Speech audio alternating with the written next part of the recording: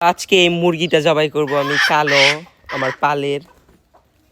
আমার ভাগনা আসছে, ও আমাকে বলতেছে মামা আমি মুরগির মাংস খাবো, এই জন্য রান্না করব আজকে, তো জবাই করব। এখন মুরগিটা জবাই করে নিচ্ছি, এখন আমি ফয়রা পরিষ্কার করে নিব। খুব ভালোভাবে পরিষ্কার করে নিতেছি, দেখো। আর অনেক তেল হয়েছে মুরগিটাতে। এটা দেখো পরিষ্কার করে নিচ্ছি, আরো ভালোভাবে পরিষ্কার করে নিব। চামড়াটা মনে হয় ফালাই দিতে হবে, এখন কেটে নিব। চামড়াটা ফেলে দিয়ে কেটে নিতে হবে আমাকে। স্টার্ট।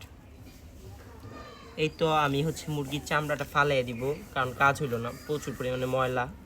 শুধু মাংসটা প্রপারলি ভাবে নিতে হবে আমাকে। ঠিক আছে, এখন আমি মাংসটা সুন্দরভাবে প্রপারলি ভালোভাবে কেটে নিব।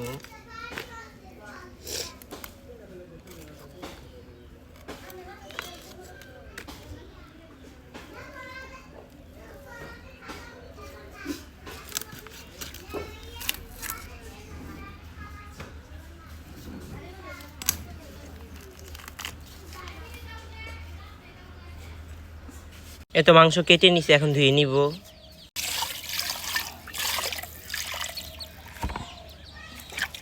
এই তো মাংসটা আমি সুন্দরভাবে পরিষ্কার করে ধুয়ে নিছি। কড়াইয়ে পরিমাণ মতো তেল দিয়ে দিতেছি।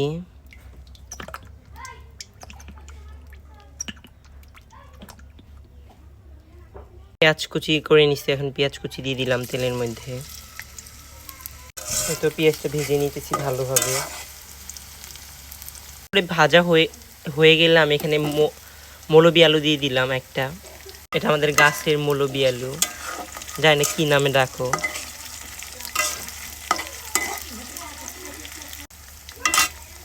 এখন পরিমাণ মতো লবণ দিয়ে দিলাম। এখন মাংসটাও ভেজে নিব, তেলে ভেজে নিব আমি।